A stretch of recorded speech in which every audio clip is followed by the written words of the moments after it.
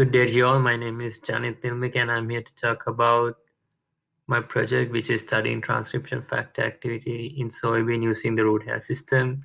And my mentor for this project is Dr. Asela Wijeratne. So here is the post I made for my project, and I'll be breaking down each section in the following slides. So the reason why we do this is there is a very prominent disease caused by a pathogen on Phytophthora sojei in soybeans, and there's an annual loss of $20 million of crop loss in the US alone. Normally, there is a defense mechanism inside the soybean plants against P. sojei that is activated by RPS proteins and RPS genes. However, with time, P. sojei has developed a resistance to this mechanism, but we have identified critical regulated genes using co-expression network analysis.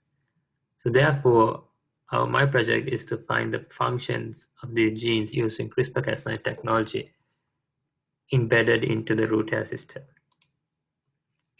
So first of all, what is the CRISPR-Cas9 system? It contains two important molecules, which is the guide RNA, which is a pre-designed RNA sequence, and then an enzyme called Cas9.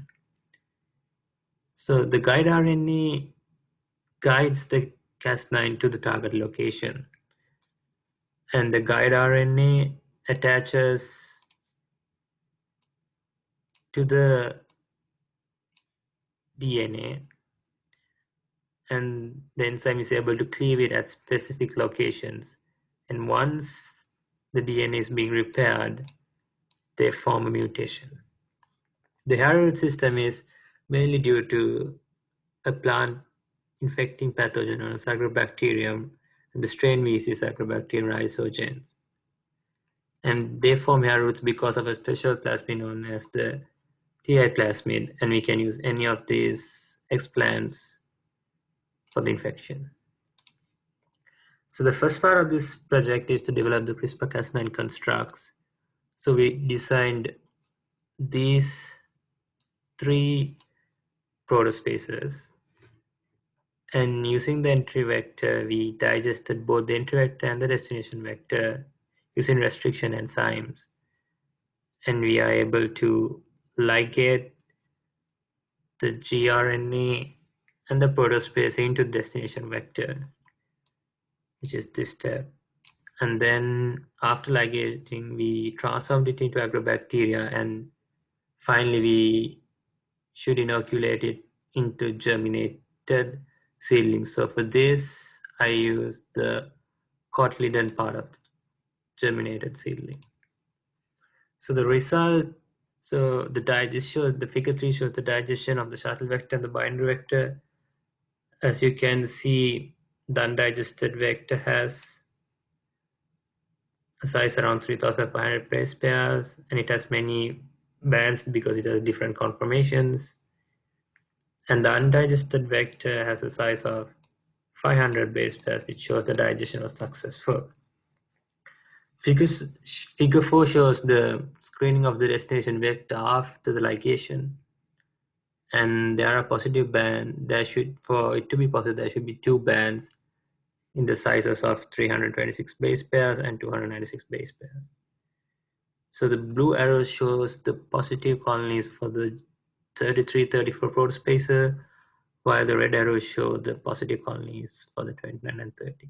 So we took those positive colonies and sent the samples for sequencing, and figure 5 shows the alignments done between the sequences. Because both the alignments have a high similarity, we decided that we can move forward with the experiment. So the conclusion is that I was able to construct 3 CRISPR-Cas9 products with different protospaces. I was also able to transform them into Agrobacterium rhizogenous K599 strain so that I can store them in glycerol stocks and inoculate them. I did attempt to generate hair roots 2 times, but both attempts were not successful.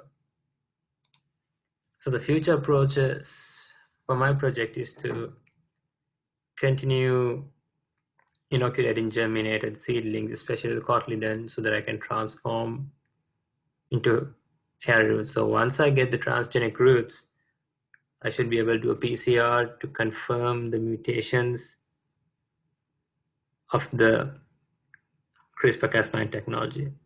I was not able to continue this because of what's happening right now. And these are the references I use. And I also want to thank the research that is funded by my grant, as well as Dr. Fabrizio Medina Bolivar and my mentor, Dr. Asela, and all my lab mates who helped me in my project. And I would especially like to thank the ABI for giving me this opportunity. Thank you.